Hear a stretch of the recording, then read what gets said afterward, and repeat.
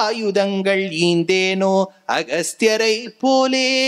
ஆயுதங்கள் ஈந்தேனோ அகஸ்தியரை போலே. அகஸ்தியாசிரமத்துக்கு போனார்னு சொன்ன பாருங்க கொஞ்ச நாளைக்கு முன்னாடி. சுதீக்ஷ்ணர், சரபங்கர், அத்ரி, பரத்வாஜர், அதுல அகஸ்தியாசிரமத்துக்கு போறார். அகஸ்தியர் அப்ப எங்க இருந்தார்? அகஸ்தியர் கிட்டத்தட்ட மத்திய பிரதேஷ், கீழ் மத்திய பிரதேஷ் அண்ட் டாப் மகாராஷ்டிரா அந்த ரீஜன்ல இருந்தார். அந்த இடத்துலதான் அகஸ்தியர் இருந்தார். ஞாபகம் வச்சுங்கோ, இந்த சமயத்துக்கும் கொஞ்சம் முன்னாடி பின்னாடி தான் தமிழ் மொழி பிறந்திருக்க வேண்டும் அப்படிங்கிறது என்னுடைய தியரி. ஏன்னா நம்ம இன்னைக்கும் பழம்பெரும் இந்த மொழிக்கு நம்ம ஆதாரமா சொல்லக்கூடிய ஒரு கிரந்தத்துக்கு அகத்தியம்னு பேர். இந்த அகத்தியம்ங்கிற கிரந்தத்துல பல விஷயங்களை அகஸ்தியர் சொல்லியிருக்கார். இந்த அகஸ்தியர் என்ன பண்ணார்? அவருடைய பேரே அகஸ்திய. ஏன்னா வடதேசத்துல சிவபெருமானுக்கும் பார்வதிக்கும் விவாகம் நடந்து கொண்டு வரக்கூடிய சமயத்தில் ஏதோ வடதேசத்துல வெயிட் ஜாஸ்தியா எடுத்தான். பேலன்ஸ் பண்றதுக்கு யாராவது போகணும்னு நினைச்சா தேவர்கள் வியக்கத்தக்க ஒரு விஷயம் நடந்தது. சிவபெருமான் சொல்லிட்டார், இந்த கும்பமுனி போவார், குள்ளமா இருக்கக்கூடிய மணி. இதுவே தமாத்தூன்றுக்கு இது போகுமான்னு கேட்டா, ஐயோ மூர்த்தி சிறிதையா, இவருடைய வைபவத்தை என்னவென்று நினைத்தாய்னு சொன்ன பிறகு இந்த கும்பமுனி போனார். விந்திய பர்வதம் வளர்ந்துட்டே இருக்கு. அப்ப விந்தியத்தை பார்த்து சொன்னார், நீ வளராத, நான் திரும்பி வர வரைக்கும் வளராதேன்னார். அந்த வளர்ச்சியோடு கூடிய மலை, மலைக்கு அகன்னு பேரு. அந்த அகத்தியத்தை, அந்த மலையை ஸ்தம்பித்தாரோன்னு அகஸ்தியன்னு பேர் ஏற்பட்டது. தெற்கு தேசத்துக்கு அப்படி மகாராஷ்டிரத்திலேருந்து கீழ்ப்பக்கமா வந்துட்டு இருக்கார். மகாராஷ்டிரத்திலேருந்து தமிழகத்துக்கு போயிட்டு போயிட்டு போயிட்டு போயிட்டு வந்திருக்கார். அப்படி வரும்போதுதான் தமிழ் மொழியை இங்கு வளர்த்ததாக நாம் எண்ண வேண்டும். அதனால்தான் அகத்தியம்ங்கிறது அவ்வளவு ஒரு வசத்தியான நூல். நமக்கு இனி கிடைக்கல, ஆனா அகத்தியம் இருந்ததுன்னு தெரியுது. அப்போதுதான் ஒரு முறை தமிழகத்திலேருந்து வந்து திரும்பி வடதேசம் இந்த மகாராஷ்டிரத்துக்கிட்ட வரும்போது ராமர் வந்து சந்திக்கிறார் அகஸ்தியரை. வந்த ராமருக்கு பல அஸ்திரங்களை கொடுத்தாராம். தத்தனுஸ்தௌச தூர்ணீச ஷரம் கட்கஜமானத ஜயாய பிரதிகிருஹீஸ்வ வஜ்ரம் வஜ்ரததோ யதா. அந்த அகஸ்தியர் கொடுத்த பல அஸ்திரங்கள் ராமருக்கு பின்னாடி உதவியது. இந்த அகஸ்தியர் திரும்பி ராமாயணத்துல வருவார். எங்க வருவார்? எங்க? வெரி குட், ஆதித்ய ஹிருதயத்துக்கு வருவார். ஆதித்ய ஹிருதயத்துல என்னன்னா, ராமர் வந்து இப்போ ஆரண்யா காண்டம் முடிய போறதோ, அப்புறம் கிஷ்கிந்தா காண்டம் ஆரம்பிச்சிடும், சுந்தர காண்டம் நடக்கும். யுத்த காண்டத்தின் முடிவில் ராமனுக்கும் ராவணனுக்கும் யுத்தம் ஏற்படும் போது ராமன் ராவணனோடு யுத்தம் செய்து வெற்றி கண்டிருந்தாலும் அவருக்கு ஒரு சோர்வு ஏற்பட்டிருக்கும், ஒரு ஃபெட்டிக் இல்லையா? பாவம் பத்னியை தேடின்னு ஏதோ ஊருக்கு வந்து இந்த குரங்குகள் எல்லாம் வேற கூட்டுன்னு வந்து இது பெரிய கஷ்டப்பட்டு விட்டார் ராமர், டயர்ட் ஆயிடுச்சு. அப்ப அகஸ்தியர் வந்து இவருக்கு புத்துணர்ச்சி கொடுக்க வேண்டும். அப்போ சூரிய பகவானுடைய கேப்சியூல் வேணுங்கிறதுக்காக தான் ததோ யுத்த பரிஷ்ராந்தம் சமரே சிந்தையா ஸ்திதம் ராவணம் ச அக்ரதோ திருஷ்ட்வா யுத்தாய சமுபஸ்திதம் தைவதைஷ்ச சமாகம்ய திரஷ்டும் அபியாகதோரணம் உபாகம்ய பிரவீத்ராமம் அகஸ்தியோ பகவான் ரிஷிஹி. அப்ப ஆரண்யா காண்டத்துல வந்த அகஸ்தியர் தான் பின்னாடி வந்தார். அஸ்திரமும் கொடுத்து எனர்ஜியும் கொடுக்கிறார், மிசைலும் கொடுத்திருக்கார், எனர்ஜியும் கொடுத்திருக்கார். அதுதான் அகஸ்தியர். அப்ப அந்த பொண்ணு சொல்லித்தான், அகஸ்தியரை போலே நான் ராமனுக்கு அஸ்திரங்களா கொடுத்தேன் நான் இந்த ஊரில் தங்குவதற்கு. ஆயுதங்கள் ஈந்தேனோ அகஸ்தியரை போலே அரக்கனுடன் பொறுத்தேனோ பெரிய உடையாரை போலே. யோசிச்சு பாருங்க, ராவணனை பெரிய வீரன்கிறோம். இப்போ கடைசியா ஒரு 30 வருஷங்கள்ல ராவணன் ஹீரோ வேற ஆயிட்டார். அவர் எப்போ திடீர்னு அவர் தமிழனா வேற ஆயிட்டார். இப்ப தமிழனாக இருக்கக்கூடிய ராவணன் அவர் எந்த யூனிவர்சிட்டியில போய் தமிழ் படிச்சாருன்னு அவரை தான் கேட்கணும். சரி, இப்ப விஷயம் என்னன்னா, ஜட்டாயு இவர் ஒரு பறவை. தசரதனோட ஃப்ரெண்டு. என்ன சார் பெரிய ராஜாவோட ஃப்ரெண்டு பறவைங்கிறேன், இதுல இருந்து என்ன தெரியுது? மேனகா காந்திக்கும் முன்பு பறவைகள் மீதும் மிருகங்கள் மீதும் நமக்கு அக்கறை இருந்திருக்குன்னு தெரிஞ்சிருக்கு இல்லையா? மிருகங்களுக்கும் பறவைக்கும் நம்ம ஆண்டாள் கையில கிளி, மீனாட்சி கையில கிளி, பெருமாளுக்கு வாகனம் கருடன், மகாலட்சுமிக்கு வாகனம் ஒரு அவுல். ஞாபகம் வச்சுங்க, பிராச்சீனத்துல நீங்க பார்த்தேன்னா அவுல் இருக்கும். அந்த மாதிரி முருகனுக்கு வாகனம் மயில், எங்க பாருங்க, பட்சிகள் தான் இருக்கு. எவ்வளவு பட்சிகள் மேல அக்கறை நமக்கு இருந்திருக்கு. இப்ப என்னன்னா, நம்ம ஒரு காட்டையோ அழிச்சுட்டு இருக்கோம், பறவைகள் இருக்கக்கூடிய காட்டை அழிச்சுட்டு இருக்கோம். பறவைகள் மீது அக்கறை இருந்திருக்கு. ஜட்டாயுவுக்கும் தசரதருக்கும் அப்பேற்பட்ட ஒரு தோழமை. அதனால தான் ஜட்டாயு சொல்றார் ராமர் கிட்ட, அப்பா உங்க அப்பாவும் நானும் அவ்வளவு ஃப்ரெண்ட்ஸு, அதனால நீ எனக்கு பிள்ளை முறை, அதனால சீதை எனக்கு மாட்டு பொண்ணுங்கிறார். ஞாபகம் வச்சுங்கோ. இப்ப நீங்க உடனே கேட்பேன், இது சொன்னது யார்? ஜட்டாயு. ஜட்டாயு பறவை. பறவை இப்படி பேசுமா? ஜட்டாயு வந்து திடீர்னு ஒரு கழுகு, அப்பா நீதான் எனக்கு பிள்ளை, அவள் தான் எனக்கு மாட்டு பொண்ணுன்னு பேசுமான்னு கேட்டா அது நாடகங்கள்ல பேசும். ஆனா என்னன்னா, அக்கறை ஒரு ஒரு மிருகத்துக்கோ பக்ஷிக்கோ நம்ம மேல இருக்கக்கூடிய அக்கறை அது பாடி லாங்குவேஜ்லயே நமக்கு தெரியும். நம்மத்துல நாயெல்லாம் இல்லை, நாய் மேல நமக்கு ஒன்றும் வெறுப்பும் இல்லை, ஆஹான்னு அதை வச்சுக்கிறதுக்கும் நமக்கு அதுக்கு உண்டான தெம்பும் இல்லை. அது வச்சுட்டா அது ஒரு கஷ்டம். அது சாஸ்திரம் சொல்லியிருக்கா இல்லையான்னு ஆயத்திற்கு கேள்வி. ஆனால் நிறைய பேர் இப்போ நாயெல்லாம் வளர்த்துன்னு வரா. சில சமயங்கள் குழந்தைகளை விட அது இன்னும் சிரேஷ்டமா இருக்கு இல்லையா? அது இது பேச்சு கேட்கறதோ இல்லையா, நாய் பேச்சை கேட்கறது. அதனால வாத்துக்கு போனோடனே நாய் பெருமை ஒரு 1/2 மணி நேரம் சொல்லுவா. நான் ஏதோ ராமாயணம் சொல்லலான்னு போனா, நீ முதல்ல உட்காருங்கோ, இந்த பைரவருடைய பெருமையை சொல்றேன், அது காத்தால பேப்பர் எடுத்துன்னு வரும், உட்காருன்னா உட்காரும், நில்லுனா நிற்கும். பிள்ளை அது அவன் பண்ண மாட்டான், இது பண்ணுவோங்க. சொத்து யாருக்குன்னா பிள்ளைக்கு தான் போகும், நாய்க்கு போகாது. என்ன அதோட தள்ளெழுத்து பாருங்க. அதனால இந்த மிருகங்கள்னு பார்த்தேன்னாலே அது 4 நாள் வளர்த்தவர் வீட்டுல இல்லைன்னா சாப்பிடாது. எங்க அப்பா அம்மா எங்க வெளில போயிட்டா நான் சாப்பிடுவேன். நான் சாப்பிடாமல ஏமா இருக்கேன், அப்பா அம்மா நான் உட்காந்து எழுதுட்டு இருக்கேன், எங்க இருந்தாலும் பெருமாளை படையளப்பாருன்னு சொல்லிட்டு விட்டுருவேன். ஆனா அந்த நாய் சாப்பிடாது. அது ஒரு பெரிய விஷயம் மிருகங்கள் கிட்டே நம்ம கத்துக்கணும் தெரியும். அவ்வளவதும் நாய்க்கு உண்டான அந்த கிருத்தஜ்ஞத்தை, கிராட்டிடியூட் இன்னொரு மிருகத்துக்கு வராது. அதே மாதிரிதான் பட்சிகளும். எத்தனையோ பேர் பட்சியை வளர்ப்பா. இன்னடிச்சலோடு பாலமுதூட்டி வளர்த்த என் கோலக்கிளியை உன்னோடு தோழமை கொள்ளுவான் குயிலே கோவிந்தன் வரக்கூவாய்னு ஆண்டாள் நாச்சியார் திருமொழியில. அந்த பறவையோட பாடி லாங்குவேஜ்லேருந்து தெரியறதான் ஜட்டாயு இவா 2 பேருக்கும் அனுகிரகம் பண்ணியிருக்காரு. ராவணன் பெரிய வீரனா? வீரனாக இருந்திருந்தால் ஒரு இன்னொருவரின் பத்னியை திருட்டுத்தனமாக வந்து ஒரு வேடம் பூண்டு கடத்திருப்பானா? If he was a true warrior he would have fought Rama. First of all, இன்னொருத்தரோட பத்னியை ஆசையே படப்படாது. அது துர்நிமித்தம். அவனுக்கு புத்தி ரொம்ப தௌர்குண்யத்தோடு இருந்தவன். 2வது, இன்னொருவரின் பத்னியை பதி இல்லாத சமயத்துல வந்து கடத்தின் போறான். He is no way a person of great valor or prowess. இந்த டிபேட்டுக்கெல்லாம் போகும்போது சொல்லுவா, ராவணன் ஒரு தமிழன், கூட்டு 4 வரி கேட்கணும் போல இருக்கும். ஆனா ஞானிகளையா டிபேட்டு கூப்பிடுறா இல்லையா? கத்த தெரிஞ்சவாழை தான் கூப்பிடுறா. என்ன பண்ணது சொல்லுங்க. அதனால இந்த ஜட்டா எதுக்கு இது சொல்ல வந்தேன்னா, இவன் வீரன் அல்லன், ஆனா அந்த பறவை வீரமுடைத்தது. ஏன்? அது ராவணன் ஒரு தசானனன் 20 கை உடையவன் அப்படிங்கிற எண்ணத்துல எல்லாம் அது பார்க்கல. இவன் செய்வது தவறு என்று தெரிந்து அந்த ராவணனோடு போரிட்டு சந்திரஹாசம் என்கின்ற வாளால் தன்னுடைய சிறகு அறுக்கப்பட்டது. மோட்சம் கிடைச்சது அதுக்கு. அதுக்கு ஒரு பக்கம் இருக்கட்டும். அரக்கன் என்று தெரிந்தும் எதிர்க்க நின்னது பாருங்க. If someone speaks wrong against your dharma, you should have the audacity to stand against them. ஐயோ இவா நமக்கு ஏதாவது சொல்லிடுவாளோ, நாளைக்கு நோட்டீஸ் வந்துருமோ, நாளைக்கு நம்ம வண்டியை துரத்துவாளோ, நம்ம குழந்தை ஸ்கூலுக்கு போகும்போது அப்புறம் என்ன தெய்யம், அச்சமில்லை அச்சமில்லைன்னு 5 நிமிஷம் உட்காந்துட்டு புன்னாக வராளியில பாடினா போருமா இல்லையா? அச்சமில்லை, என்னமா அச்சமில்லை பாடுவான்னு கேட்டு, இது அச்சம் இருக்கிறதுனால தானே ஒன்றும் பேசாம இருக்கும். You should have the courage to stand. மறுப்பு சொல்லுவதற்கு தைரியம் இருக்க வேண்டும். கொடிய வார்த்தைகள் பிரயோகிக்க வேண்டாம். You should maintain your class, but give it back in the same coin. அது ஜட்டாயுவுக்கு இருந்தது. ராவணன் கோழை. இந்த எதேதோ வைரல் ஆகுது. இந்த 10 செகண்ட் வைரல் படுத்தணும் யாராவது. ராவணன் கோழை. எனக்கு என்ன பயம்? பெருமாள் படிப்பை கொடுத்துருக்கார். உபன்யாசம் ரொம்ப இஷ்டப்பட்டு வந்திருக்கேன். ஒழுங்கா படிச்சுட்டு தான் நான் வந்திருக்கேன். இதுக்கும் படிச்சுட்டு வந்திருக்கேன், லௌகீக படிப்பும் படிச்சிருக்கேன். இது இல்லைன்னா பெருமாள் லௌகீக உத்தியோகம் கொடுத்துருவார். இது 4 ஆர்கனைசரை மிரட்டி கூப்பிட வேண்டாம்னு சொன்னாலும் எனக்கு ப்ராப்ளம் இல்லை. ஆனால் கோழை ராவணன், வீரன் ஜட்டாயு. அதனால்தான் புள்ளம்பூதங்குடியில ராமர் தர்ப்பண காரியம் பண்ணிட்டு இருக்கார், திருப்புட்குழியில பண்ணிட்டு இருக்கார், திருப்புள்ளம்பூதங்குடியில பண்ணிட்டு இருக்கார். ஏனார் அவர் பெரிய உடையார். அதனால தான் அந்த பெண் சொன்னாலாம், அரக்கனுடன் பொறுத்தேனோ பெரிய உடையாரை போலே. எனக்கு என்ன தைரியம் இருந்ததா? அந்த ஜட்டாயுவுக்கு இருந்த தைரியம் எனக்கு இருந்ததான்னு கேட்டாளாம் அந்த பெண். அடையாளம் சொன்னேனோ கபந்தனை போலே. கபந்தன் அப்படிங்கிறவன் ஒரு அரக்கன்.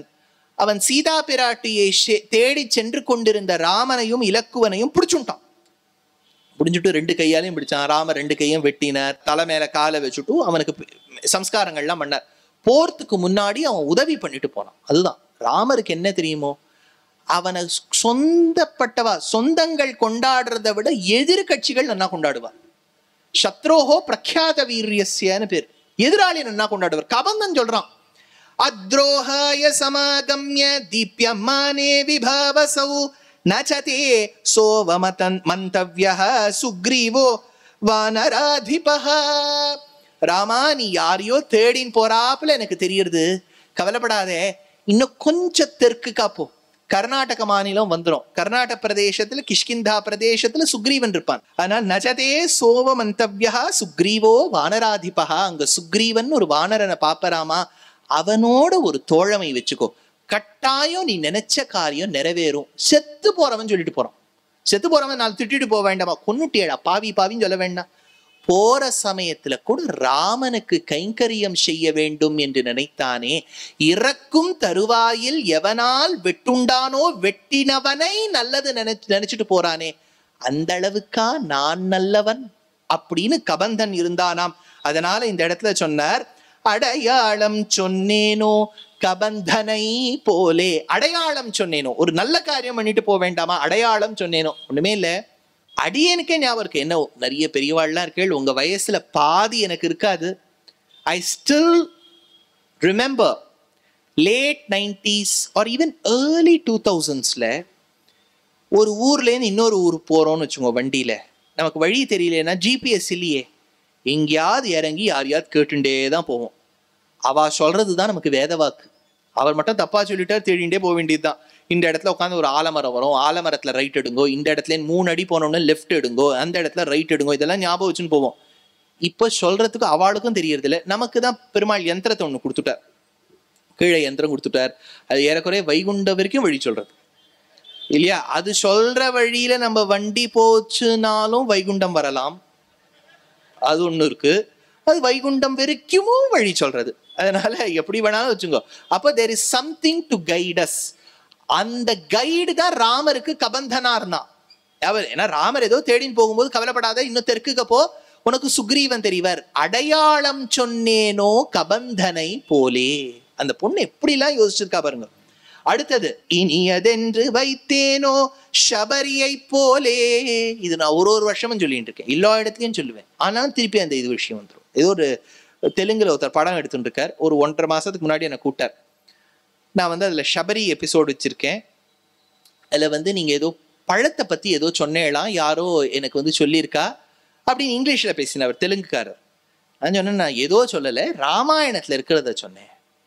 என்னது சபரி கடிச்சுதானே கொடுத்தா அப்படின்னா. நான் சொன்னேன், சுவாமி சபரியை விடுங்கோ, சபரி அவ என்ன பண்ணாங்கிறது இருக்கட்டும், நீங்க உங்களுக்கு என்ன பிடிக்குமான்னார்.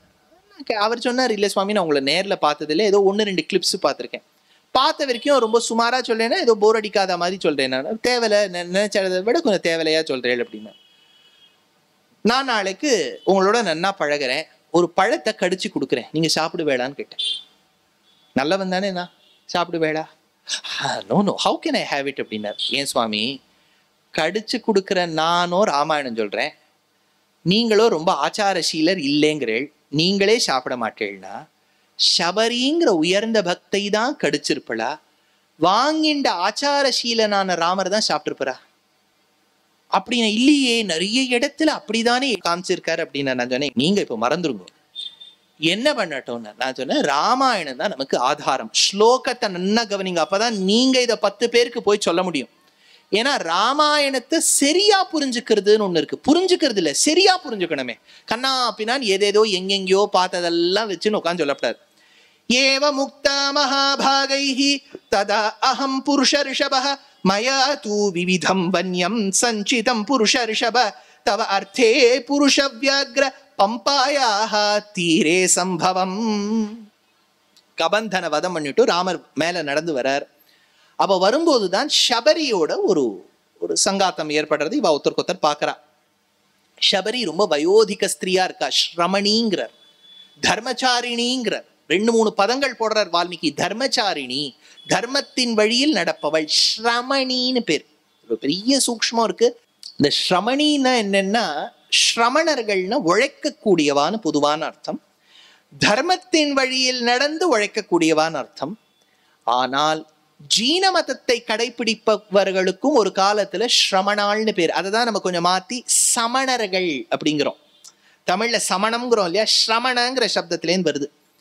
இவ ஜீன மதத்தை சார்ந்தவளா, அல்லது அந்த காலத்தில் ஜீன மதம் தான் இருந்ததா, அல்லது ஒருவேளை சனாதன தர்மத்தை கடைபிடிக்கக்கூடிய தர்மத்தில் வழியில் நடந்த தர்மச்சாரிணியா என்கின்ற கொஸ்டின் எல்லாம் இருக்கு. அது கோவிந்தராஜர் பல விஷயங்கள் சொல்லியிருக்கார். சரி, இப்போ விஷயம் என்னன்னா, இவளுடைய ஆச்சாரியன் மதங்கர் சொல்லிவிட்டார், அம்மா என் பின்னாடி நீ வராதே, ராமர் நம்ம ஆசிரமத்துக்கு வரப்போறார், லக்ஷ்மணனோட வரப்போறார், அதிதி சத்காரம் பண்ணிவிட்டு நீ வா. ஒருத்தர் ஆத்துக்கு வந்தானா கவனிச்சுட்டு வான்னு சொல்லுவோம் பாருங்க. நான் ஆத்துக்கு தளிக்க பண்ணி வச்சிருக்கேன், கீயை வெளியில அந்த செருப்புக்கு கீழே வச்சிருக்கேன், நீங்களே கதவை திறந்துட்டு மைக்ரோவன் வேலை பார்க்கறதான்னு ஒரு வாட்டி பார்த்துட்டு அதை சூடு பண்ணிட்டு சாப்பிட்டுட்டு போங்கன்னா, ஐயோ இவாழ்த்தோ பாத்திரம் தேடி முடிக்கிறதுக்குள்ளே போறோம்னு ஆயிடும்.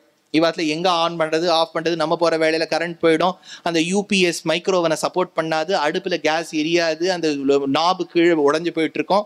ஆஹா ஓஹோ, அப்படிலாம் இல்லை. இவர் சேகரிச்சா. ஒருத்தர் ஆத்துக்கு வராருன்னா அதிதி சத்காரம். அதிதி சத்காரம்னா உத்தராத்துக்கு வரான்னா உடனே நம்ம என்ன ப்ரிப்பேர்டா இருக்கணும் இல்லையா. ஃபர்ஸ்ட் நம்ம அவளை எப்படி கூப்பிடுறோங்கிறது இருக்கு. இருக்கேன் முடிஞ்சா வாங்கோ, அந்த பக்கம் தான் இருக்கு, அந்த பக்கம் தான் இருக்கேன்னா நம்ம எந்த பக்கம் தேடிண்டே போறது. ஒரு மாமா என்ன சொன்னார், அந்த பக்கம் இருக்கேன்னார், அந்த பக்கங்கிறது எங்க இருக்குன்னா அந்த பக்கம் சொல்லிட்டே போயிடு. அந்த பக்கம்னா இடத்த சொல்லணும். ஒன்னும் கூப்பிடுற விதம் இருக்கு இல்லையா. கூப்பிட்டேன்னா அவ ஐயோ இவ இவ்வளவு ஆசையா கூப்பிடுறாளே போகணும்னு தோணும். பாருங்க, லெட்ஸ் see. பாருங்க, I am not forcing you, நான் உங்களை ஃபோர்ஸ்லாம் பண்ணல. அதுலயே போயிடும், அதுலயே இவ வேண்டாம் தான் சொல்றா போல இருக்கு. ஒன்றும். ரெண்டாவது, அவாத்துக்கு போறோம்னா நம்ம போன உடனேதான் அந்த அரேஞ்ச்மெண்ட்ஸ் ஆரம்பிக்கப்படாது. சீரியஸா இருக்கக்கூடியவ என்ன பண்ணுவானா, முன்னாடியே கேட்பா உங்களுக்கு என்ன பிடிக்கும் அப்படிதானே. அதிதி சத்காரம்னா அதுதானே. அதிதி சத்காரம்னா இதுதான் சத்காரம். நீங்க முன்னாடி என்ன சாப்பிடுவேள், எதெல்லாம் உங்களுக்கு நிஷித்தம், இதெல்லாம் சாப்பிடுவேளா மாட்டேளா. பல பேர் என்னன்னா இதெல்லாம் சாப்பிடுவா இதெல்லாம் சாப்பிட மாட்டா. பல பேருக்கு இது பிடிக்கும், சில பிடிக்காது. சில கத்திரிக்காய் பிடிக்காது, சில பேர் கத்திரிக்காய் பண்றவாழ பிடிக்காது. அது ஒன்றும் பண்ண முடியாது இல்லையா. கத்திரிக்காய் பிடிக்காதுன்னா கத்திரிக்காயோட நிறுத்த வேண்டியதுதான். கத்திரிக்காய் பிடிக்காது, வெண்டைக்காய் பிடிக்காது. சில பேருக்கு நிஷித்த காய்கறிகள் உண்டு, இதை சாப்பிட மாட்டா, இப்படி பண்ணா சாப்பிட மாட்டா. இவ்வளவு இருக்கு. இப்போ நமக்கு அது கஷ்டம்னா அவளை கூப்பிடவே கூடாது, அது நான் ஒத்துக்கிறேன். இப்போ இவ்வளவு கஷ்டங்களுக்கு நடுவில் அவளை கூப்பிடலன்னா கூப்பிடாமே இருந்தா, கூட்டுட்டா அவளுக்கு பிடிச்ச மாதிரி தான் பண்ணணும், பிடிச்ச மாதிரி தான் பண்ணணும். கச்ச எப்படி இதுக்கெல்லாம் முதல்லயே சேகரிச்சு வைக்கிறதா. ஏன்னா ரொம்ப நாளைக்கு முன்னாடி காய்கறி வாங்கி வச்சாலும் கெட்டு போயிடும். அப்போ முன்னாடியே 2-3 நாளைக்கு முன்னாடி வாங்கி வச்சு அதை திருத்தி வச்சுடுறதா, அது ஃப்ரிட்ஜில் வைக்கிறதா, வெளியில வச்சா. ஏன்னா சிலதெல்லாம் ஃப்ரிட்ஜில் வச்சா நல்லா இருக்கும், கெட்டு போயிடும், இப்படி இருக்கு. அப்போ ப்ரிப்பேர்டா இருக்கும் பாருங்க. அதே தான் சபரி. ராமர் வரப்போறாருன்னு தெரிஞ்சுடுத்து, அவளுக்கு ரொம்ப வயசாயிடுது. அவளால சட்டுன்னு ரொம்ப கொஞ்சம் வயசாக, இவாள்லாம் ஒரு காலகட்டத்துல 100 பேருக்கு தெளிக பண்ணவாளா இருப்பான் அந்த மாமாவோ மாமியோ. கொஞ்சம் வயசான உடனே ஒரு சின்ன இன்செக்யூரிட்டி வந்துடும். ஐயோ அந்த கடைசி சமயத்துல பண்ண முடியுமா இல்லையா. அப்போ முன்னாடியே கொஞ்சம் ரெடி பண்ணி வச்சுப்பா. அப்போ அவ என்ன பண்ணிவிட்டா, பழங்கள் சேகரிச்சு வைக்கலாம். ஏன்னா இனிமே தளிக பண்ணி போட்டு அது மணல் பானை மண்பானையில பண்ணா உடனே அதை உடைச்சுடணும். மண்பானைக்கு சுத்தம் கிடையாது, அதனால அது உடைச்சுடணும். முடியல அவளால. சரி பழங்களாவது கொடுக்கலாமே. என்னைக்குமே அதனாலதான் நம்ம வழக்கம் வச்சுருக்கோம், யாராவது பெரியவாளை போய் பார்த்தா பழத்தை கொடுத்துருது. அதை விட ஒசத்தி ஒண்ணு இருக்கு, ட்ரை ஃப்ரூட்ஸ். ட்ரை ஃப்ரூட்ஸ் இருக்கு இல்லையா, அந்த ட்ரை ஃப்ரூட்ஸ் பழங்களை விட ஒசத்தி. ஏன்னா அது சட்டுன்னு கெட்டு போகாது. இப்போ முந்திரி பருப்பை கொடுக்குறேன், பாதாம் பருப்பை கொடுக்குறேன், ஆச்சாரியாளுக்குலாம் போறேன்னா அதை கொடுத்துருங்க பேசாம. ஏன்னா அவ மட்டங்கள்ல ஏதோ ஒன்று யூஸ் பண்ணிப்பா. இந்த ஃப்ரூட் என்ன பண்ணாலும், இதெல்லாம் ரொம்ப முக்கியமான ஸ்லோகம் கவனிங்கோ. ஏவமுக்த்வா மகாபாகைஹி ததா அகம் புருஷ ரிஷவ மயாது விவிதம் வன்யம் சஞ்சிதம். ஒரு வார்த்தை சொன்னா சபரி, நீ வருவேன்னு எங்க ஆச்சாரிய முக்கேன தெரிஞ்சுண்டு சஞ்சிதம் சேகரிச்சு வச்சேன்னா. அது என்னன்னா, ஒரு மரத்துக்கு கீழே நிப்போ, ஒரு பழத்தை எடுப்போ, கடிச்சு சாப்பிடுவோம், நன்னா இருக்கே அப்படின்னா இந்த மரத்துல இருக்கக்கூடிய ஏனைய பழங்களும் நன்னா இருக்கும்னு அபிப்பிராயம். இத கடிச்சானா கடிச்ச பழத்தை கொடுக்கல, ஏனைய பழங்களை எடுத்து ஸ்லைஸ் பண்ணி காய வச்சு இன்னைக்கு ட்ரை ஃப்ரூட்ஸா கொடுத்துருக்கா ராமருக்கு. அவ்வளவுதான் அர்த்தமே ஒழிய கடிச்சு எச்ச சொட்ட சொட்ட சொட்ட இவ கொடுத்தா அவரும் ஜாட்டர் இந்த மாதிரிலாம் யாராச்சும் சொன்னா உடனே டிவி ஆஃப் பண்ணிடுக்கும். அந்த இடத்த மட்டும் ஸ்கிப் பண்ணிட்டு இப்படி நீங்க ரிமோட்ல அழுத்தினீங்கன்னா ஃபாஸ்ட் ஃபார்வர்ட் பட்டன் ப்ரெஸ் பண்ணி இதுதான் ராமாயணம். ஏன்னா நீங்க கண்ணா பின்னான்னு ஏதாவது சொல்லிட்டு உங்க பேரன் பேத்தியோட மனசெல்லாம் நீங்க கலைச்சுட்டு வைகுண்டத்துக்கு போயிட்டேன்னு வச்சுங்க, அப்புறம் நான் உட்காந்து தவிக்கணும் அந்த குழந்தையோட. அதனால தெரிஞ்சதை சொல்லுங்க, ஏதோ மகான்கள் சொல்லக்கூடிய விஷயத்தை சொல்லுங்க, தவறான விஷயத்தை சொல்லிடாதீங்க. ஏன்னா அது கடிச்சு கொடுத்தேன்னா நாளைக்கு அதுவும் கடிச்சு சாப்பிடணுங்கிற அர்த்தத்துல வச்சுட்டு இருக்கும். Then you are not teaching hygiene to your own children. Ramar அப்படி சாப்பிடல, சபரி கொடுத்த பழத்தை சாப்பிட்டார், கடிச்ச பழத்தை சாப்பிடல. அண்டர்லைன் பண்ணி வச்சுக்கோங்க.